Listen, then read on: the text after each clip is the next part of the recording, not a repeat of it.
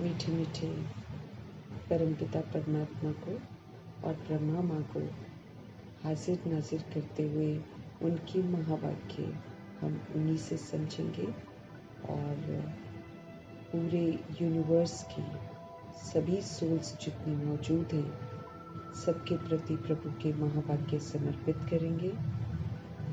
इन्हीं दुआओं के साथ कि सभी का बुद्धि का ताला खुले, हर आत्मा प्रभु की बने, हर आत्मा समय के पहले जागृत हो जाए, अपने पिता के साथ मिलन मनाए, अपने पिता से वर्षा ले। इन्हीं दुआओं के साथ प्रकृति को भी समर्पित करेंगे, वायुमंडल को भी समर्पित करेंगे, तत्वों को भी समर्पित करेंगे। सभी तत्व फिर से सतुगुणी बने, प्रकृति फिर से सतु प्रधान बने और वायुमंडल फिर से समर्थ बने। इन्हीं दुआओं के साथ हम सब देखेंगे आज हमारे मीठे परमात्मा संगम युग की इस नई सुबह में हम आत्माओं को किस युक्ति से फिर से ओरिजिनलिटी की तरफ लेकर जाते हैं। मीठे मीठे बाबा बोले, मीठे बच्चे, ये ब्रह्मा है सतगुरु की दरबार। कितना खूबसूरत टाइटल है। ये ब्रह्मा है सतगुरु की दरबार। यहाँ सतगुरु जी आते हैं। इस भ्रिकुटी में सतगुरु जी विराजमान हैं। वही तो तुम बच्चों की सदगति करते हैं। जो भ्रिकुटी में विराजमान है, भगवान कहते हैं वही तो तुम्हारी सदगति करते हैं। मीठे बाबा बोले, मीठे बच्चे, ये ब्रह्मा है सतगुरु की दरबार। इस भ्रिकुटी में सतगुरु विराजमान है और वही तो तुम बच्चों की सदगति करते हैं। शिव बाबा हम आत्माओं की सदगति करते हैं, हम आत्माओं को सही दिशा दिखाते हैं और कैसे चलना चाहिए, क्या करना चाहिए समझ देते हैं। तो ऐसे परमपिता परमात्मा का बहुत बहुत धन्यवाद करेंगे।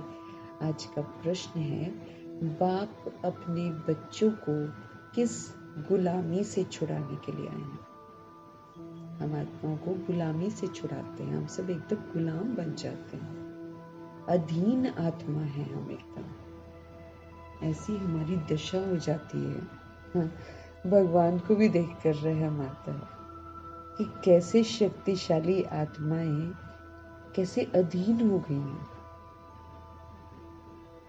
तो बाप अपने बच्चों को किस गुलामी से छुड़ाने के लिए आए हैं? प्रभु जी का उत्तर है, इस समय सभी बच्चे जो है वो प्रकृति के और माया के गुलाम बन गए हैं। ये चाहिए, वो चाहिए, ऐसा होना चाहिए, वैसा होना चाहिए। सभी बच्चे प्रकृति और माया के गुलाम बन गए। बाप अभी इस गुलामी से छुड़ाते हैं। अभी माया और प्रकृति दोनों ही तंग करते हैं और हम आत्माएं तंग आ जाती हैं। कभी तूफान तो कभी फेमीन है। कहीं पर आएगा तूफान और कहीं पर आएगा सूखा, फेमीन आ जाएगा। फिर तुम ऐसे मालिक बन जाते हो जो सारी प्रकृति तुम्हारी गुलाम कर रहती है और माया का वार भी नहीं होता।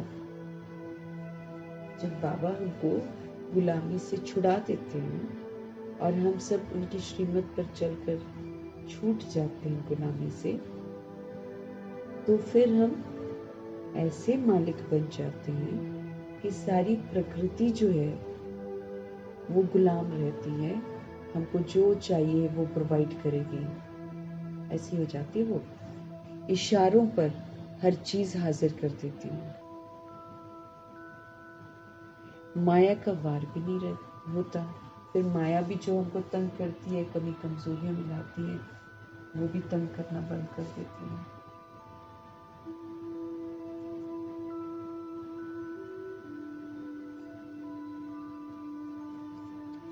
अभी तो जो माया कहती है माया के अनुसार चलते हैं।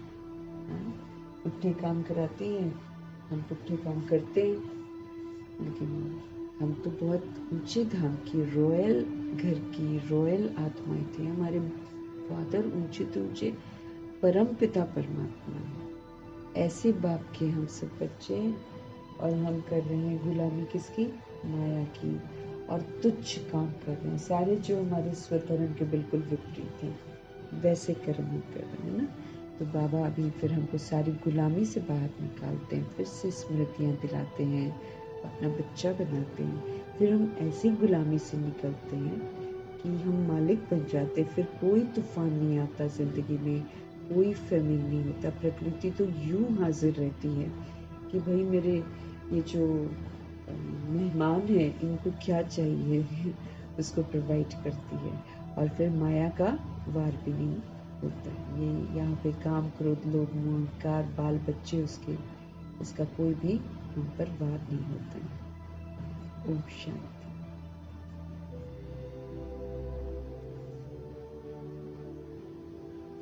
मीठे मीठे रूहानी बच्चे समझते हैं कि सुप्रीम बाप भी है, सुप्रीम शिक्षक भी है।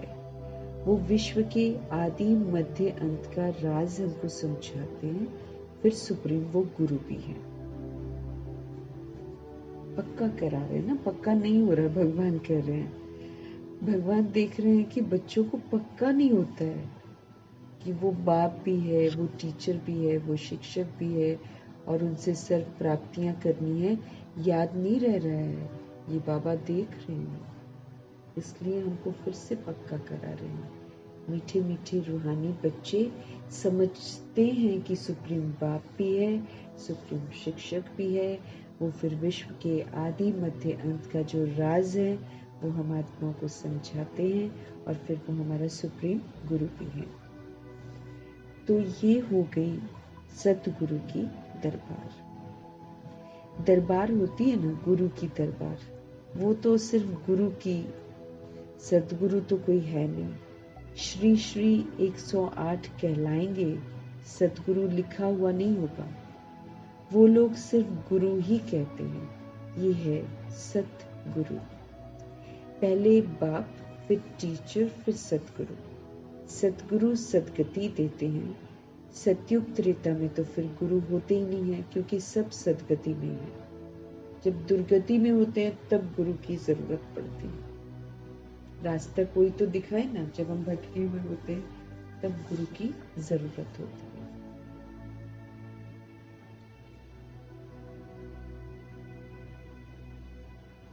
सतगुरु ही सदगति देते हैं। सतयुग त्रेता में तो फिर गुरु होते नहीं है, क्योंकि सभी सदगति में है। एक सतगुरु मिलता है तो बाकी सब गुरुओं का नाम खलास हो जाता है। सुप्रीम हुआ सब गुरुओं का गुरु। तो जैसे पतियों का पति कहते हैं ना, सबसे ऊंच होने के कारण ऐसा कहते हैं कि वो पतियों का भी पति है। तुम सुप्रीम बाप के पास बैठे हो किस लिए? बेहद का वर्षा लेने के लिए। ये है बेहद का वर्षा। बाप भी है तो शिक्षक भी है, और ये वर्षा है नई दुनिया अमरलोक के लिए। वर्षा है ये वाइसलेस वर्ल्ड के लिए वर्षा है। वाइसलेस वर्ल्ड नई दुनिया को, और विशियस वर्ल्ड विकारों की दुनिया को, पुरानी दुनिया को कहा जाता है। सतयुग को शिवालय कहा जाता है, क्योंकि शिव बाबा का स्थापन किया हुआ है। विशियस वर्ल्ड रावण की स्थापना है। अभी तुम बैठे हो सतगुरु की दरबार में। ये सिर्फ तुम बच्चे ही जानते हो। बाप ही शांति का सागर है।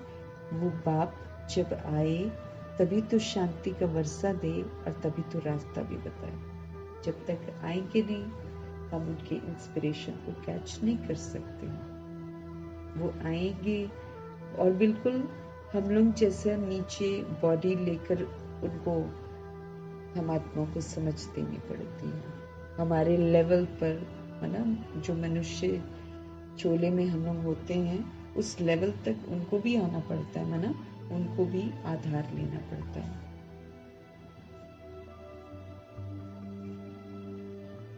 तो हम सब सतगुरु की दरबार में बैठे हैं। ये सिर्फ तुम बच्चे ही जानते हो, बाप शांति का सागर है। वो बाप जब आए तब तो शांति का बरसा दे, तब तो उनको रास्ता बताए। बाकी जंगल में शांति कहाँ से मिलेगी? इसलिए हार का मिसाल देते हैं कि शांति, वो दिखाते ना कि रानी ने गले में हार पहना हुआ था और सारी जगह ढूंढ रही थी, मेरा हार कहाँ है, मेरा हार कहाँ है, शोर मचा रखा था उसने। ऐसी शांति जो है वो हम आत्माओं का स्वधर्म है, लेकिन हम इधर उधर भटकते हैं, अज्ञानता में शांति को ढूंढते हैं। फिर बाबा कहते शांति तो आपका स्वधर्म है, वो आपका स्वरूप है, वो मर्ज हो गया है। अब शांत रहकर उसको इमर्ज करो।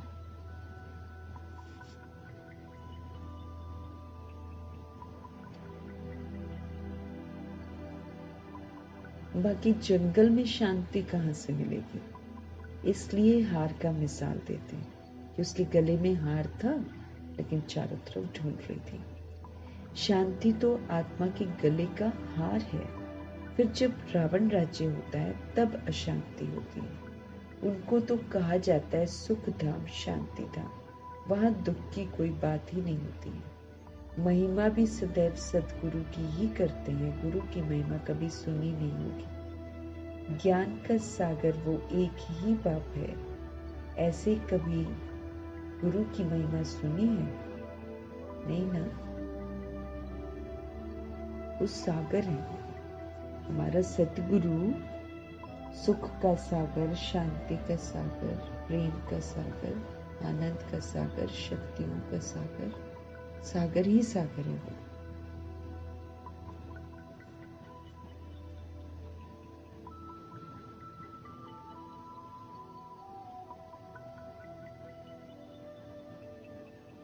वो गुरु लोग तो जगत के पतित पावन हो नहीं सकते। वो तो एक ही निराकार बेहद के बड़े बाबा को कहा जाता है, जो आकर पूरी सृष्टि को फिर से रिन्यू करते हैं। तुम अभी संगम युग पर खड़े हो। एक तरफ है पतित पुरानी दुनिया और दूसरी तरफ है पावन नई दुनिया। अब हम संगम पर खड़े होकर देखते हैं तो हमको सब कुछ स्पष्ट दिखाई देता है बाबा के साथ कि एक तरफ पतित दुनिया है, पुरानी दुनिया है, तो दूसरी तरफ पावन नई दुनिया की स्थापना प्रभु कर रहे हैं। पतित दुनिया में तो गुरु तो ढेर है, आगे तुमको इस संगम युग का थोड़ी पता था। अब बाबा ने समझाया है कि ये पुरुषोत्तम संगम युग है, इसमें सोल उत्तम से उत्तम बनती है। इसके बाद फिर सतयुग आना है।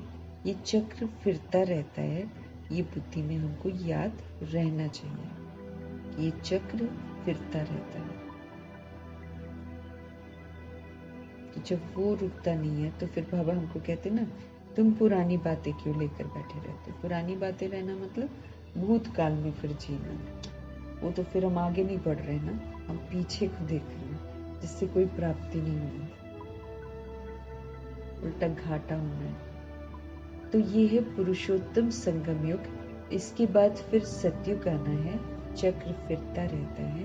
ये बुद्धि में हमको याद रहना चाहिए, हम सब आत्मा भाई भाई हैं, तो बेहद के बाप से हमको वर्षा जरूर मिलता है।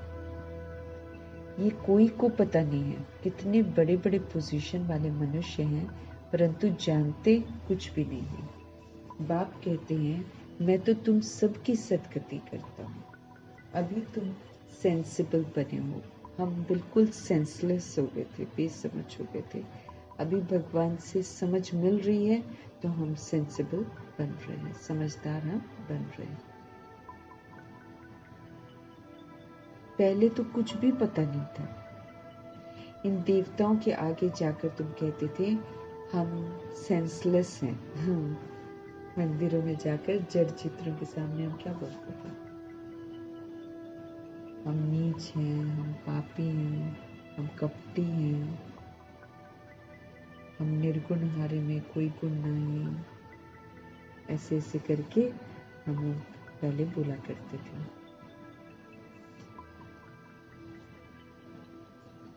इन देवताओं के आगे जाकर तुम कहते थे हम सेंसलेस हैं हमारे में कोई गुण ही नहीं है। आप तरस करो। अब ये जो देवताओं के चित्र तरस करेंगे क्या? है ना, कितने हम लोग भी पत्थर बुद्धि थे, कितना ना हमारी भावनाएं थी फोटो में और चित्रों में, जड़ चित्रों में। बाबा हमसे आकर पूछते हैं कि ये जो देवताएं हैं, है ना, इनके चित्र तरस करेंगे क्या? तो हम लोगों ने ही तो मूर्तियां और फोटोज वगैरह बनाए हैं, तो वो क्या सुनेंगे क्या हमारी प्रार्थना? और जिनके वो जड़ चित्र हैं वो तो पुनर्जन्म में आए हुए हैं।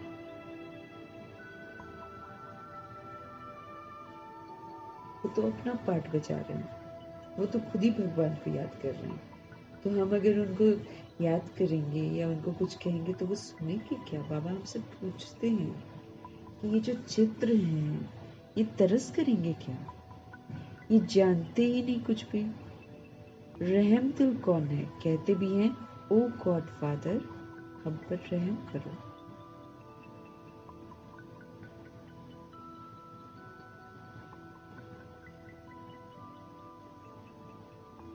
अब ये देवताओं के चित्र तरस करेंगे क्या? ये जानते ही नहीं है रहम दिल कौन है। कहते भी हैं ओ गॉड फादर हम पर रहम करो।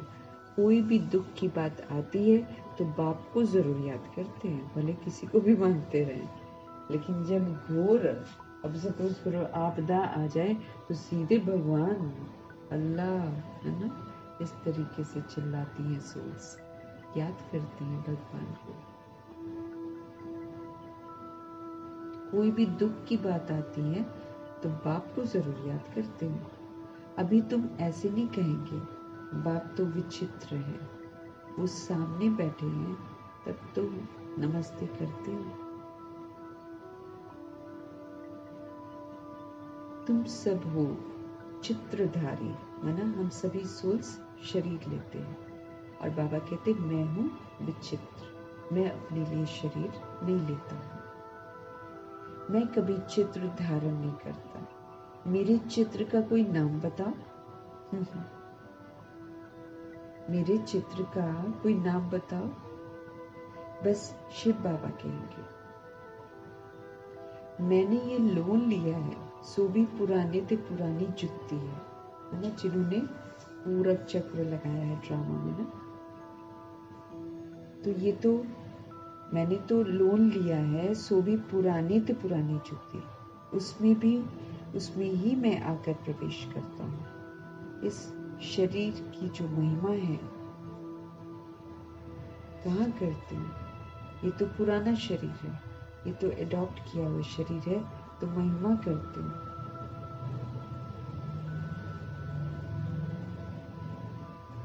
ये तो पुराना शरीर है, एडॉप्ट किया है, तो महिमा करते हैं क्या? नहीं ना, ये तो समझाते हैं ऐसे था, अब फिर मेरे द्वारा गोरा बन जाएगा। अब बाप कहते हैं मैं जो सुनाता हूं ना उस पर जज करो। कल भी कह रहे थे उसकी गहराई में जाओ, देखो बाप क्या कहते हैं, क्यों कहते हैं, उसकी सच्चाई को जानो। तो बाबा ने तो कभी भी नहीं कहा ना कि तुम आंख बंद करके भरोसा करो मुझ पर। हर चीज जो बाबा हमको देते हैं या बोलते हैं उसको बाबा हमेशा कहते हैं कि इसको प्रयोग में लाओ।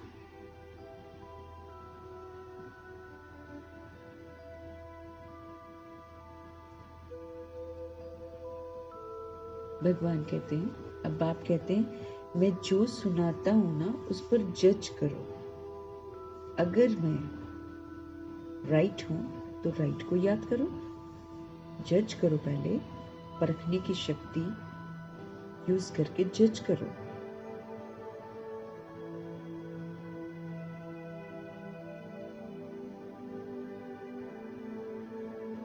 तो उस पर जज करो कि अगर मैं राइट हूं तो फिर राइट को याद करो, उनका ही सुनो, अनराइट ये सुनो ही नहीं। कंट्रास्ट देखो ना, बाबा कहते हैं जो अनराइटियस है उसको मत सुनो और जो राइटियस है उसको सुनो, उसी को याद करो। अनराइटियस बातें जो हैं उनको इविल कहा जाता है। और बाबा कहते talk no evil, see no evil, think no evil, do no evil.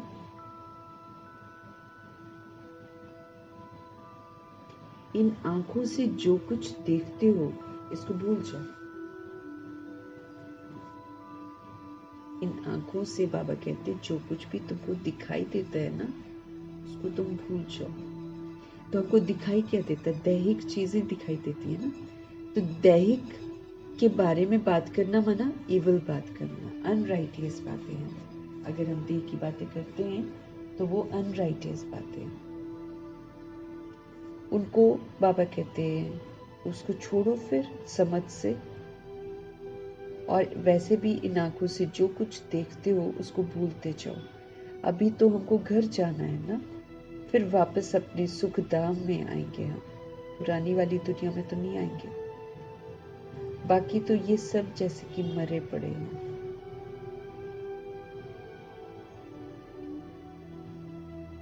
अभी तो जाना है अपने घर और फिर वापस अपने सुख धाम में आएंगे। बाकी तो ये सब जैसे कि मरे पड़े हैं। समझ नहीं है, मुर्दा है, मुर्दे की तरह है ना। समझ नहीं है, अपनी समझ है ही नहीं, खत्म हो गई है। तो बाबा के बाकी तो सब जितना भी है ना जैसे कि मरे पड़े हैं, टेम्पररी है, समझ खत्म हो गई है।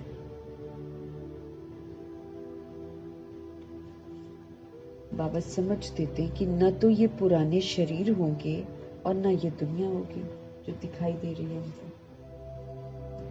न ये दुनिया होगी और न ये शरीर होंगे। हम पुरुषार्थ कर रहे हैं नई दुनिया के लिए। हमको याद रखो, यहाँ से खत्म होएगा सब कुछ तो फिर न्यू दुनिया शुरू होगी। उसमें जाने के लायक हमको बनना है। हम पुरुषार्थ कर रहे हैं नई दुनिया के लिए। फिर क्या होगा? फिर वर्ल्ड की हिस्ट्री, ज्योग्राफी रिपीट होती है। तुम अपना राज्य भाग्य ले रहे हो, जानते हो कल्प कल्प बाप आते हैं हम आत्माओं को राज्य भाग्य देने। और वही वर्ल्ड की हिस्ट्री, ज्योग्राफी रिपीट होती है। तुम अपना राज्य भाग्य फिर से ले रहे हो, जानते हो कल्प कल्प बाप आते हैं राज्य भाग्य देने के लिए। तुम भी कहते हो बाबा कल पहले, तुम भी कहते हो बाबा कल पहले भी हम मिले थे, वर्षा लिया था, नर से नारायण भी बने थे। बाकी सब एक जैसा मर्तबा तो पा नहीं सकते।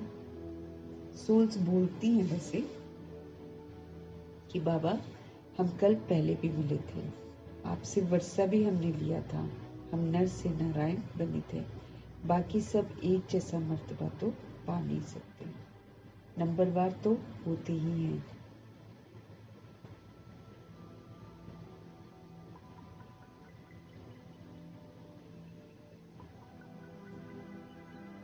ये है स्पिरिचुअल यूनिवर्सिटी, भगवान की ये है स्पिरिचुअल यूनिवर्सिटी। इसमें स्पिरिट्स यानी कि आत्माओं की पढ़ाई होती है। स्पिरिचुअल फादर पढ़ाने वाले हैं, सुप्रीम रूह पढ़ाते हैं।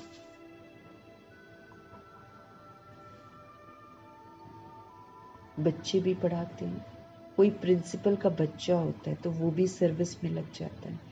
स्त्री भी पढ़ाने लग जाती है, बच्ची भी अच्छी रीति पढ़े तो पढ़ा सकती है, परंतु वो दूसरे घर में चली जाती है। यहाँ तो कायदा नहीं है बच्चियों को नौकरी करने का, है ना। बाबा के अनुसार तो उनको नौकरी नहीं करनी चाहिए।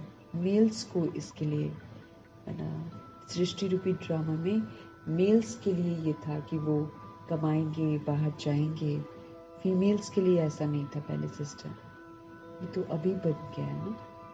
ये मतलब बहुत ज़रूरी है कि लोग समझते हैं कि वर्किंग होना चाहिए, क्योंकि ज़रूरतें बढ़ाते हैं ना। हाँ, कहाँ से पूरी होंगी। इसलिए दोनों को कमाने का आजकल वैसे भी वो कहते हैं ना कलयुग की निशानी क्या, उसमें ये बताते हैं ना कि जब उसमें दिखाते कि बछड़ा बछड़ा जो होता है या बछड़ी जो होती है, नहीं उसका नहीं, हाँ बछड़ी का दूध जो है वो माँ पीती है, गाय पीती है, ऐसा दिखाते हैं पिक्चर में ना। तो उसमें यही दिखाते हैं कि ये कलयुग ऐसा है जब बच्चियां कमाती हैं और फिर माँ बाप उनकी कमाई खाते हैं। नहीं तो पहले के जो पुराने ज़माने थे उसमें जो होती है बच्ची होती है उसके तो 1 रुपया नहीं लेते हैं, पैसा नहीं लेते कभी भी। लेकिन अब तो खुद ही वो कमाती हैं, खुद ही वो जोड़ती हैं भिखारी हथियाला बांधने के लिए हैं, और माँ बाप भी कमाई खाते हैं। तो वही दिखाते हैं कि कलयुग का ये सीन होगा, ये इसको बुरा मानते हैं और फिर बोलते हैं ये समाप्ति का समय है, जहाँ पर फीमेल्स जो हैं वो कमाती हैं और मेल्स खाते हैं, है ना? या फिर माँ बाप खाते हैं। कई एक जगह है मेल्स काम नहीं करते तो फीमेल्स करती हैं।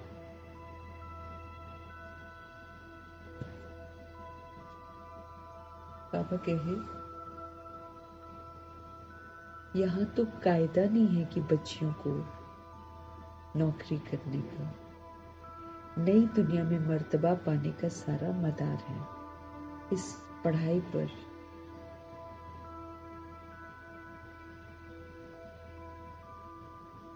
इन बातों को दुनिया नहीं जानती है। लिखा हुआ है भगवान वाच, हे बच्चों मैं तुमको राजाओं का राजा बनाता हूँ, कोई मॉडल थोड़ी बनाता हूँ। जैसे देवियों के चित्र बनाते हैं, तुम तो पढ़कर वो मर्तबा पाते हो।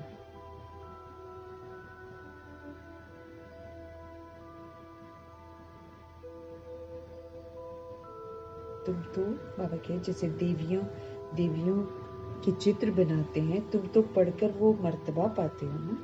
वो तो मिट्टी के चित्र बनाते हैं पूजा के लिए, यहाँ तो आत्मा पढ़ती है, फिर तुम संस्कार ले जाएंगे, जाकर नई दुनिया में शरीर लेंगे। दुनिया खत्म नहीं होती है बाबा के, सिर्फ उसकी एज बदलती है। Golden age, silver age, copper age, iron age. 16 कला से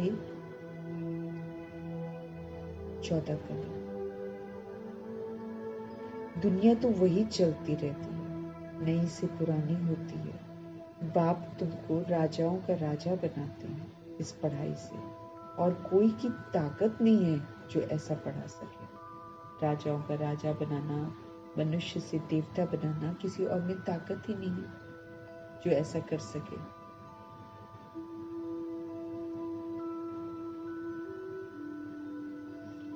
बाबा कहे दुनिया तो वही चलती रहती है, नई से पुरानी होती है।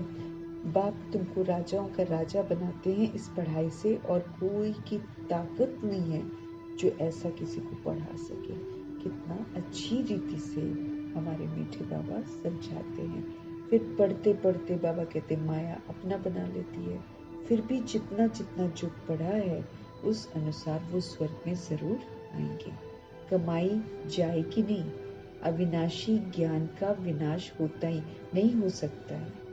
आगे चल आएंगे, जाएंगे कहाँ? बाबा कहे एक ही हड्डी है ना, आते रहेंगे। शमशान में जब मनुष्य जाते हैं तो फिर बड़ा वैराग आता है, लेकिन वो शमशानी वैराग होता है, वो वहीं तक का होता है। वापस आकर फिर से वैसे के वैसे सब बन जाते हैं। नहीं तो एक फिक्र हो जानी चाहिए कि अरे हम भी ऐसे ही चले जाएंगे, तो कर्मों में निखार ना आ जाए, दुनिया भर का निखार आ जाए कर्मों में। लेकिन याद नहीं रहता ना, तो वो शमशानी वैराग है। तो शमशान में जब मनुष्य जाते हैं तो फिर बड़ा वैराग आता है, बस ये शरीर ऐसे छोड़ने का। फिर हम पाप क्यों करें? उस समय ऐसा लगता है कि ये तो शरीर हमको भी छोड़ना है ना, तो फिर बाबा कहते फिर पाप क्यों करें? फिक्र होनी चाहिए ना कि पाप नहीं करने। पाप करते करते हम ऐसे मर जाएंगे, ऐसे ख्यालात आते हैं, उसको कहा जाता है शमशानी वैराग।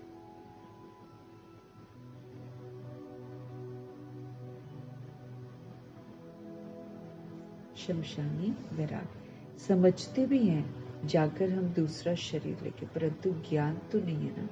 यहाँ तो तुम बच्चों को समझाया जाता है, इस समय तुम खास मरने की तैयारी कर रहे हो, क्योंकि यहाँ तो तुम टेम्पररी हो ना, यहाँ से मरना है, पुराना शरीर छोड़कर फिर हमको नई दुनिया में जाना है।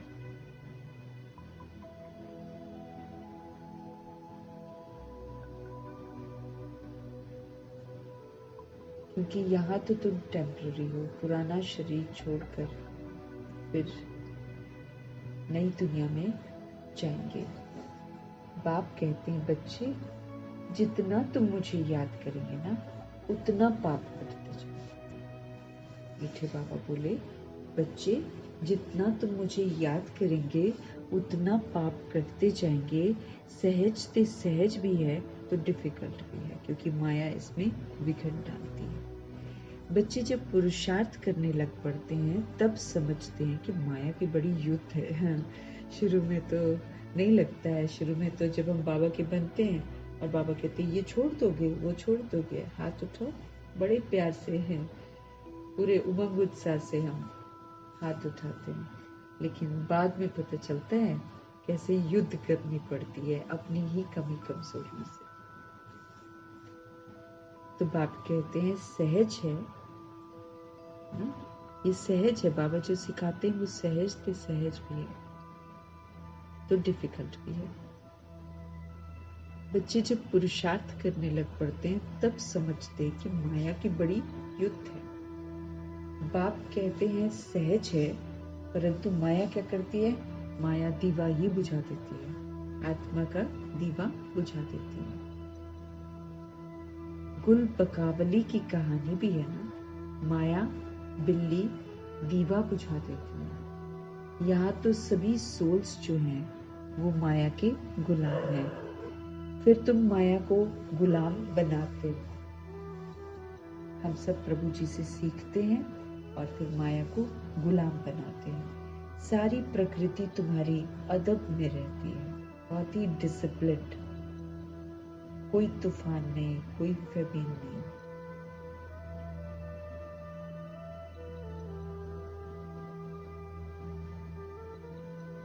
सारी प्रकृति तुम्हारी अदब में रहती है, कोई तूफान नहीं, फेमीन नहीं।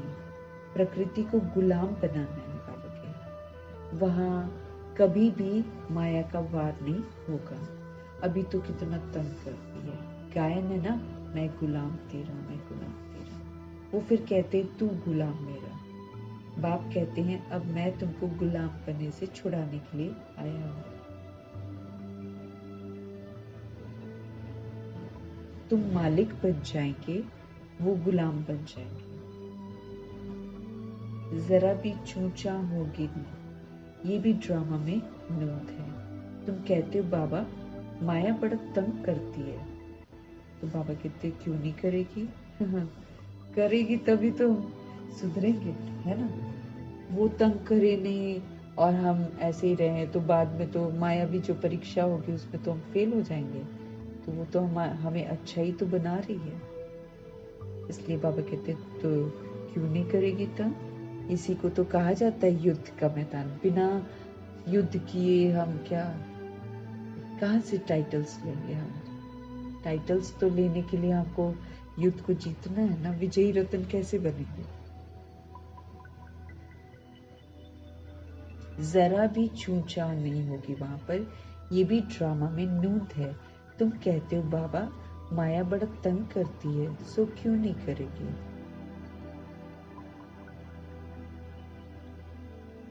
करेगी तंग, बाबा कहते। इसको कहा ही जाता है युद्ध का मैदान। माया को गुलाम बनाने के लिए तुम कोशिश करते हो, तो माया भी फिर आपको पीछे करती है, पछाड़ती है, कितना तंग करती है, कितने को हरा देती है, कईयों को तो एकदम खा ही जाती है। है ना, वो फिर सोल्स भिखारी हथियाला बांध लेते, शादियां कर लेते हैं, पूरा ही खा जाती है, हप कर लेती है जो अटेंशन नहीं देता उसका। भल स्वर्ग का मालिक बनते हैं परंतु माया तो खाती रहती है, उनके जैसे पेट में पड़े हैं। फिर वो है ना, बाकी सारा उनके अंदर है, जिसको दुबर दलदल भी कहते हैं। पूछ जो है ना, सिर्फ पूछ जो निकली हुई है, बाकी सारा उनके अंदर है, जिसको दुबन भी कहते हैं। माने बाबा समझ दे रहे हैं, भल स्वर्ग के मालिक बनते हैं परंतु माया तो यहाँ पर खाती रहती है, उनके जैसे पेट में हम पड़े हुए हैं, माया के पेट में पड़े हुए हैं। सिर्फ ना पूछ थोड़ी सी निकली हुई है, जैसे सिर से ना, बाबा कहते सिर से समझता, चोटी से पकड़ता हूँ, बाकी सारा हम माया की दलदल में होते हैं जब प्रभु आते हैं। बाकी सारी उनके अंदर हैं, जिसको दलदल कहते हैं।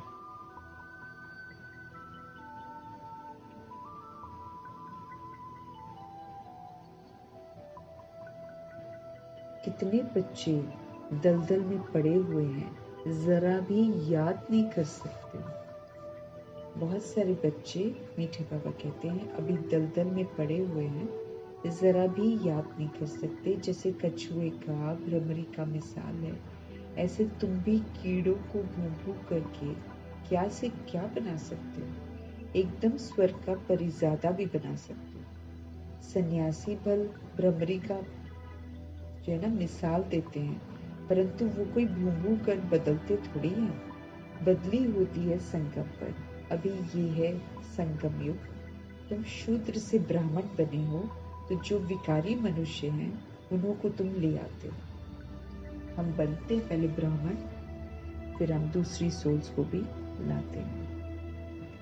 कीड़े में भी कोई भ्रमरी बन जाते हैं, बाबा कहते होते कीड़े हैं, लेकिन इतना गंभीरता से पुरुषार्थ करते हैं कि वो भ्रमरी बन जाते हैं। कोई सड़ जाते हैं तो कोई फिर अधूरे रह जाते हैं।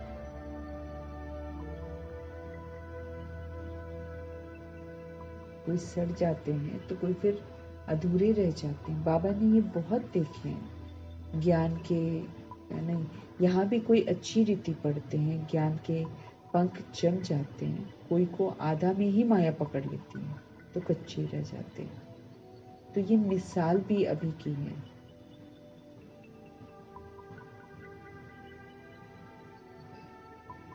बाबा ने ये बहुत देखे हैं, कोई अधूरे रह जाते हैं, कोई सड़ जाते हैं, कोई भ्रमरी बन जाते हैं। बाबा ने तो ये बहुत देखे। यहाँ भी कोई अच्छी रीति पढ़ते हैं, ज्ञान के पंख जम जाते हैं, तो कोई को आधा में ही माया पकड़ लेती है तो कच्चे रह जाते हैं। तो ये मिसाल भी अभी के हैं। वंडर है ना, भ्रमरी कीड़े को ले आकर बिल्कुल अपने जैसा बना लेती है, किसी और के कीड़े को लाकर। हाँ, भ्रमरी कीड़े को ले आकर आप समान बना लेती है। तो ये तो बाबा कहते एक ही है जो आप समान बनाते हैं। दूसरा सर्प का मिसाल भी देते हैं कि वो भी अपनी पुरानी खाल छोड़कर नई वाली लेते हैं। तो सतयुग में भी बस एक खाल छोड़ते हैं, दूसरी ले लेते हैं। समझ होती है वहां पर, झट साक्षात्कार होता है। अब शरीर छोड़ने वाले हैं, आत्मा निकल दूसरे गर्भ महल में जाकर बैठती है। ये भी एक मिसाल देते हैं।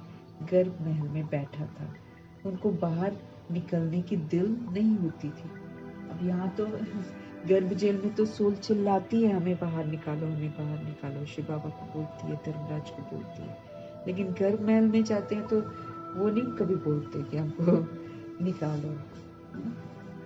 महल है ना उनके पेट में, महल है, क्लीन बॉडी। और लक्ष्मी जी की तो कितनी खूबसूरत बॉडी होगी। आत्मा निकलकर दूसरे गर्भ महल में बैठती है। ये भी एक मिसाल देते हैं। गर्भ महल में बैठा था, उनको बाहर निकलने की दिल ही नहीं होती है, फिर भी बाहर आना तो है ही ना जरूर। तो अभी तुम बच्चे हो संगम पर,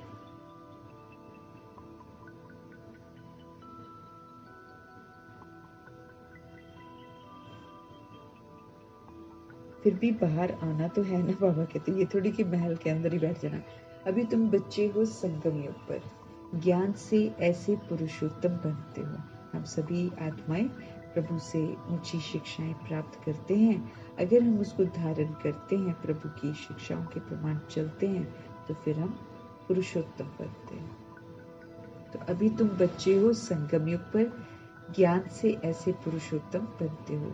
भक्ति तो जन्म जन्मांतर की है, तो जिन्होंने जास्ती भक्ति की है वही फिर आकर नंबरवार पुरुषार्थ अनुसार मर्तबे पाएंगे। अभी तुम्हारी बुद्धि में सारा का सारा ज्ञान है। बाकी शास्त्रों का ज्ञान कोई ज्ञान थोड़ी है, वो तो है भक्ति। उनसे कोई सदगति थोड़ी होती है। सदगति माना वापस घर जाना।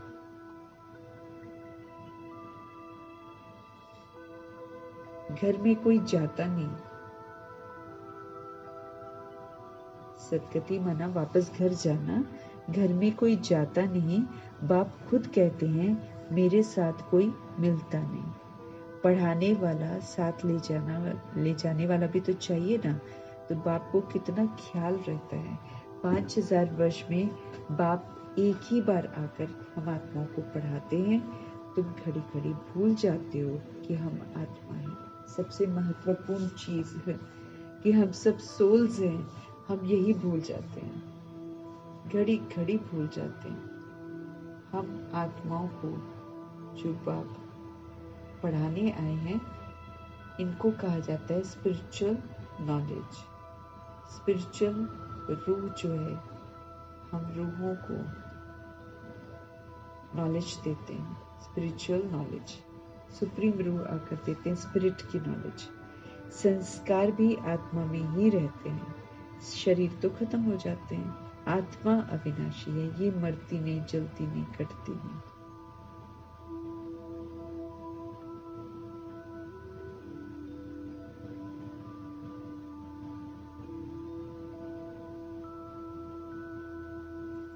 सुप्रीम रूह हम रूहों को नॉलेज देते हैं।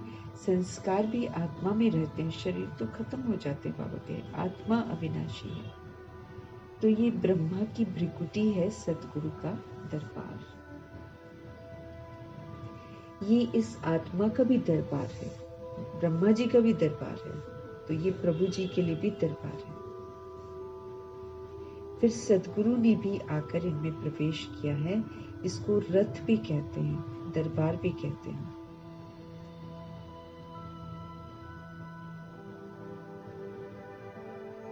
फिर सदगुरु ने भी आकर इनमें प्रवेश किया है। इसको रथ भी कहते हैं, दरबार भी कहते हैं। तुम बच्चे स्वर्ग के गेट खोल रहे हो श्रीमत पर। जैसे जैसे हम श्रीमत पर चल रहे हैं, वैसे वैसे हम अपने लिए स्वर्ग का गेट खोल रहे हैं। जितना अच्छी रीति पढ़ेंगे, उतना सत्युग में उच्च मर्तबा पाएंगे। तो पढ़ना चाहिए ना। टीचर के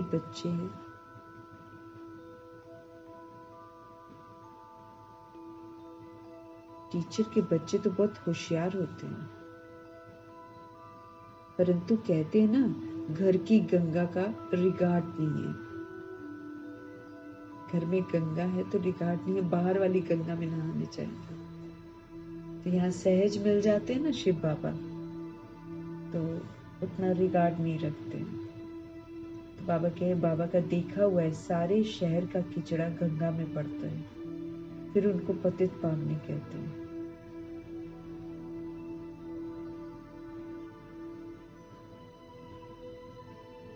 तो बाबा ने देखा, ब्रह्मा जी ने देखा है कि सारे शहर का जो किचड़ा है वो गंगा में पड़ता है, फिर उनको पतित पावनी कहेंगे। मनुष्यों की बुद्धि देखो कैसी हो गई है। देवियों को सजाकर पूजा आदि करके फिर उसको डुबो देते हैं। कई तो उस पर पांव रखकर भी डुबोते हैं। हाँ, बंगाल में कोई जगह है, पैर से उसको धक्का मारते हैं, वैसे पूजते हैं 10 दिन। हाँ, 10वें दिन पैर से धक्का मारते हैं।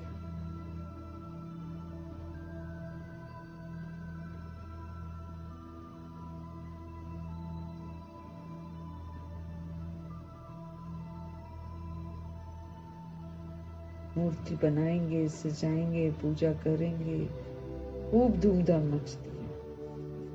और बाबा कहते कई तो उस पर पांव रख कर भी डुबोते हैं। बंगाल में पहले रिवाज था, किसी का प्राण निकलने पर होता था ना, उनको झट गंगा पर ले जाते थे, वहां पानी में डालकर हरि बोल कर मुख में पानी डालते रहते थे, ऐसे प्राण निकाल देते थे। वंडर है ना। कोई मरने वाला होता था उसको वहीं ले जाते थे, घाट पे लेटा के, फिर उसको बोलते थे हरि बोल हरि बोल।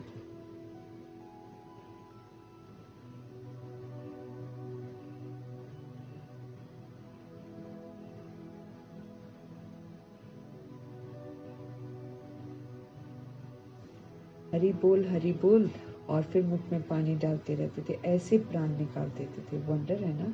अभी तुम बच्चों की बुद्धि में चढ़ाई और उतराई का पूरा ज्ञान है कि कैसे हम चढ़ते हैं, कैसे हम उतरते हैं, पूरा ज्ञान है। नंबरवार पुरुषार्थ। फिर भी बाबा कहते हैं नंबरवार पुरुषार्थ अनुसार, सबको अपने अपने पुरुषार्थ के अनुसार प्रभु की सारी बातें जो है वो समझ में आती हैं।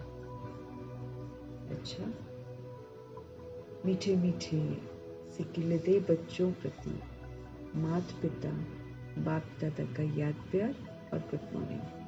रूहानी बाप की रूहानी बच्चों को नमस्ते। हम रूहानी बच्चों के भी रूहानी बाप को दिल से, जान से, सिख से, प्रेम से,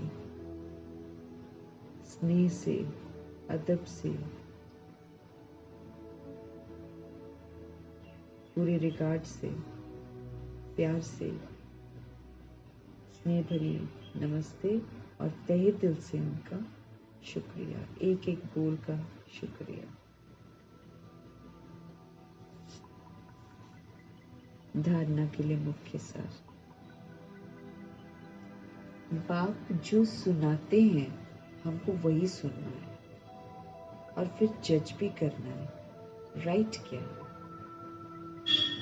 राइट को ही याद करना है, जो राइट है उसी को याद करना है। अनराइटियस बातें तो हमको न सुननी है, न बोलनी है और न देखनी है। दुनिया वाली जितनी बातें हैं वो सारी अनराइटियस हैं, उसको तो ना हमें सुनना है, न बोलना है, न देखना है।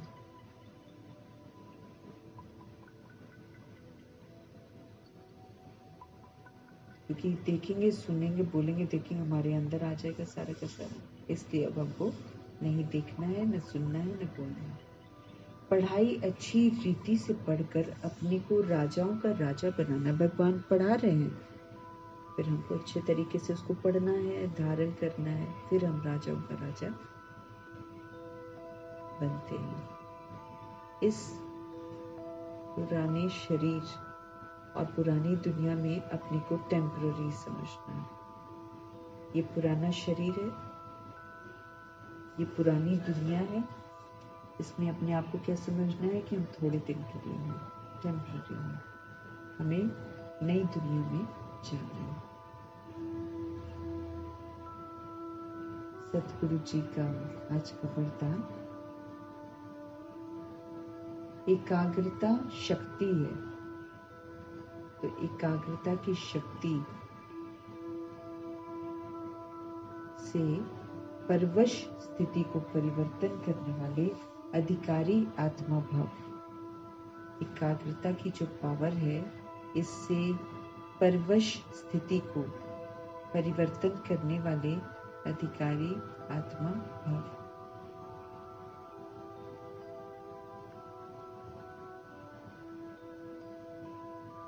एकाग्रता पावर है, इससे परवश स्थिति, माने हम मजबूर हो जाते ना, तो परवश स्थिति को परिवर्तन करने वाले अधिकारी आत्मा भाव, अधिकार अपना प्राप्त करना है। ब्राह्मण माना अधिकारी आत्मा कभी किसी के परवश नहीं हो सकती। जो अधिकारी सोल होती है वो कभी भी किसी के वश में नहीं हो सकती है, अपनी कमजोर स्वभाव संस्कार के वश भी नहीं, क्योंकि स्वभाव अर्थात स्व प्रति और सभी के प्रति आत्मिक भाव है, तो कमजोर स्वभाव के वश हम नहीं हो सकते। और अनादि आदि संस्कारों की स्मृति से कमजोर संस्कार भी सहज परिवर्तन हो जाते हैं। भगवान समझ दे रहे हैं, ब्राह्मण माना अधिकारी आत्मा। हम भगवान के बच्चे बनते हैं, भगवान से अधिकार प्राप्त करते हैं। तो ब्राह्मण बनना मतलब अधिकार प्राप्त करना, अधिकार प्राप्त करने वाली आत्मा। वो फिर कभी किसी के परवश हो नहीं सकती। अगर वो ब्राह्मण है तो वो अधिकारी थोड़ी परवश होता है। अधिकारी आत्मा तो राजा आत्मा है, वो कभी किसी के परवश नहीं होती। बाबा कहे, अपना जो कमजोर स्वभाव संस्कार है ना, उसके भी वश नहीं होते जो अधिकारी आत्मा ब्राह्मण होते हैं। वो कभी भी अपने 63 जन्म में धारण किए हुए जो कमजोर स्वभाव संस्कार है, उसके वश कभी नहीं होते। क्योंकि स्वभाव मना अर्थात स्व के प्रति और सभी के प्रति आत्मिक भाव, सोल कॉन्शियसनेस वाला भाव, अगर वो है ना, तो कमजोर स्वभाव के वश हम नहीं हो सकते।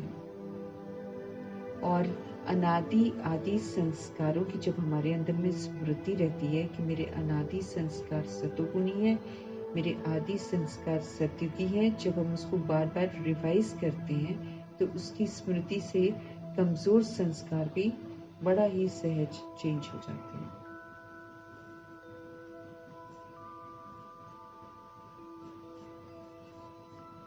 अनादि आदि संस्कारों की स्मृति से कमजोर संस्कार भी जो हैं वो सहज परिवर्तन हो जाते हैं। एकाग्रता की शक्ति जो है वो परवश स्थिति को परिवर्तन करके मालिकपन की स्थिति की सीट पर सेट कर देती है। एकाग्रता की जो पावर है वो परवश जो स्थिति है उसको चेंज करके मालिकपन की स्थिति की सीट पर सेट कर देती है। ये इतनी पावरफुल है एकाग्रता की शक्ति।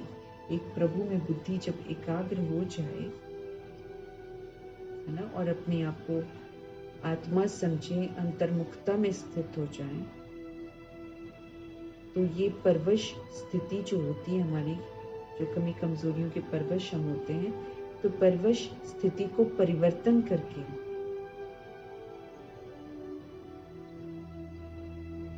मालिकपन की स्थिति की सीट पर सेट कर देती है।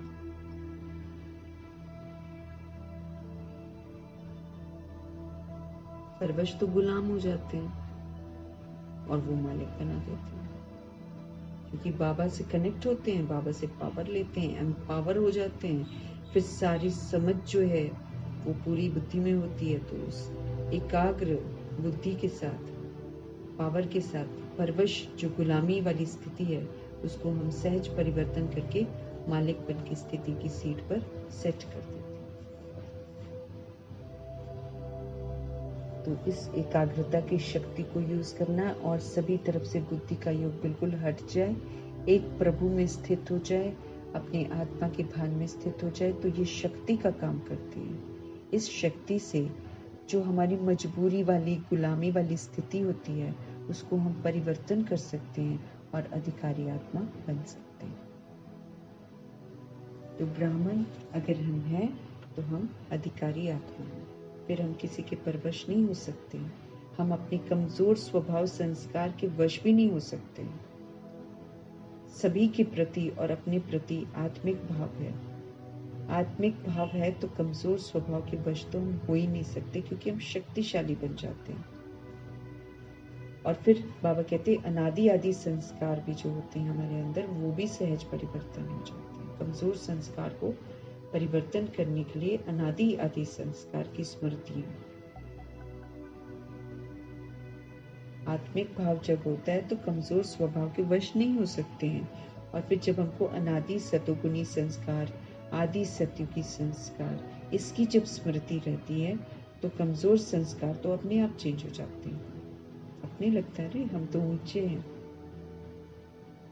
एकाग्रता की शक्ति परवश स्थिति को परिवर्तन कर देती है और मालिकपन की स्थिति की सीट पर सेट कर देती है। तो इस पावर को यूज करना है। प्रभु जी का आज का स्लोगन है, कल भी क्रोध पर था, क्रोध खुद को भी चलाता है तो दूसरों को भी चलाता है। आज है क्रोध ज्ञानी तो आत्मा के लिए महाशत्रु है। हम सभी सोल्स जो बाबा के ज्ञान को प्रभु से ले रहे हैं, हमारे लिए क्रोध जो है महाशत्रु है, क्योंकि दुर्गति में ले जाएगा। ज्ञानी तो आत्मा जिसने ज्ञान को सुना, धारण किया, उसकी तो टोटल दुर्गति कर देगा क्रोध।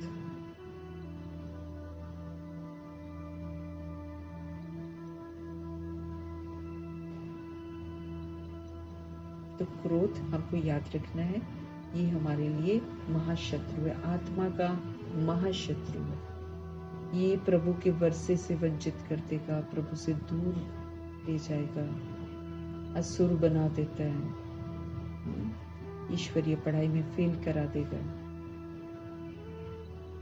तो अपने आप को समझाना है कि ये हमारा महाशत्रु है, इस पर हमको जीत प्राप्त करनी है। तो क्रोध जो है वो ज्ञानी तो आत्मा के लिए महाशत्रु है।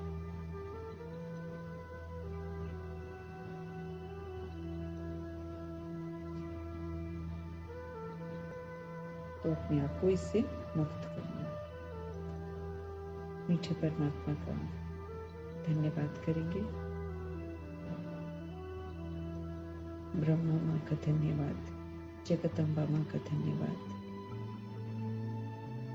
16,108 33 करोड़ आत्माएं जो हैं, सत्युग त्रेता युग में आने वाली जो सोल्स हैं, सबका धन्यवाद। एडवांस पार्टी जिसमें है, तो एडवांस पार्टी का धन्यवाद, अष्टरत्नों का धन्यवाद।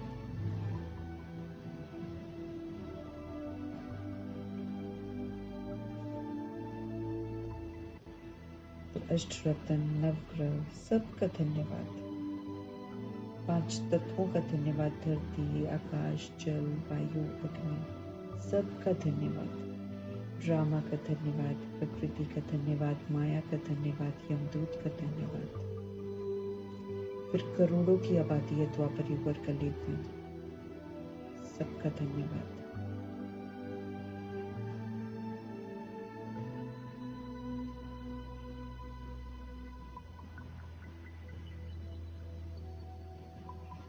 साधनों का धन्यवाद, साधन बनाने वालों का धन्यवाद,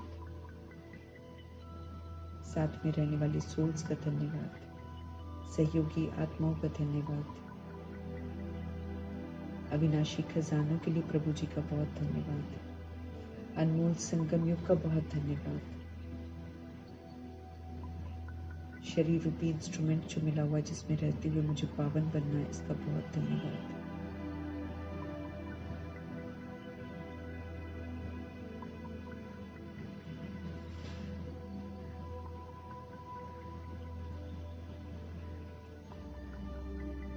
पूरे यूनिवर्स का धन्यवाद।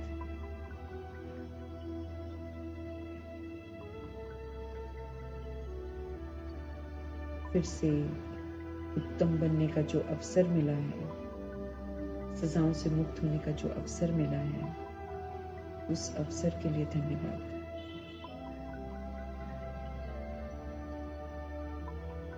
बाकी सृष्टि जो हम आत्माओं की इतनी मेहमान नवाजी करती है, रखती है, पालती है, खिलाती है, सब चीज़ों के लिए धन्यवाद ही धन्यवाद। और सभी सोल्स की तरफ से हम धन्यवाद देंगे, जो सोल्स नहीं जानते हैं उनकी तरफ से भी धन्यवाद करेंगे। आप सभी सोल्स का भी धन्यवाद। नमस्कार।